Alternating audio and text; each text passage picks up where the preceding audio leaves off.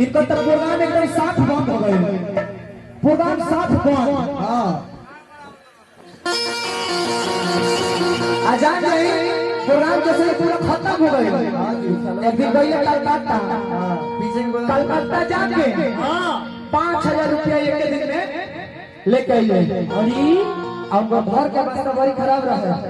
कतरे बाबूजी, बाबूजी अरे वो कहे चिंता करने वाली, जब तक राउर बेटा बा कौन चिंता ना है भाई। और भले हम घर में भले ना एकदम ना आप सब कल भैया हम को बात है कि जब तक हम बने एकदम कौन चिंता नहीं है। 5000 रुपया बाबूजी के 5000 रुपया दे देले।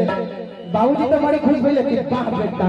हां ते तब सोच बनवले बारे कि प्रोग्राम खत्म हो गए के बाद भी 5000 रुपया एक दिन में लिया के दे देले। हां अरे बेटा बा जब 5000 एक दिन में लिया के हां एक सप्ताह बाद फिर कलकत्ता गए। हां फिर जब कलकत्ता गए हां तब फिर एक दिन में 10000 कतर के बाबूजी।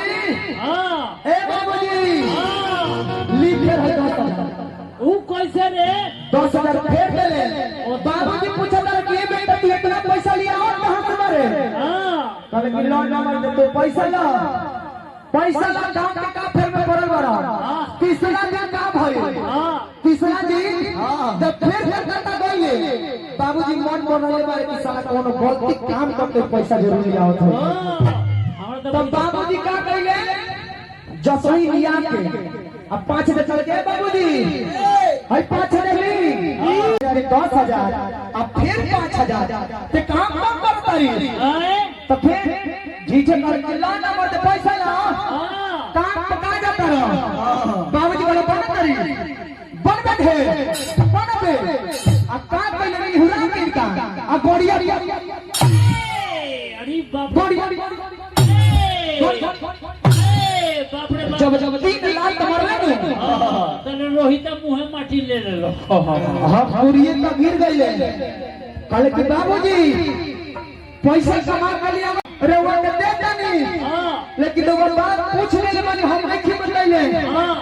सब जगह मान ली गाल पे मारी पीठ पे मारी हाथ में मारी लेकिन हमारा रोजी रोटी पर लाल मत मारे। हां हां हमरा बुझा गल बेटा ते कहले कि हमरा रोजी रोटी पर लाल मत मारे। हमरा बुझा गल ते गाड़े के कमीनी लेके 15000 देले बारे।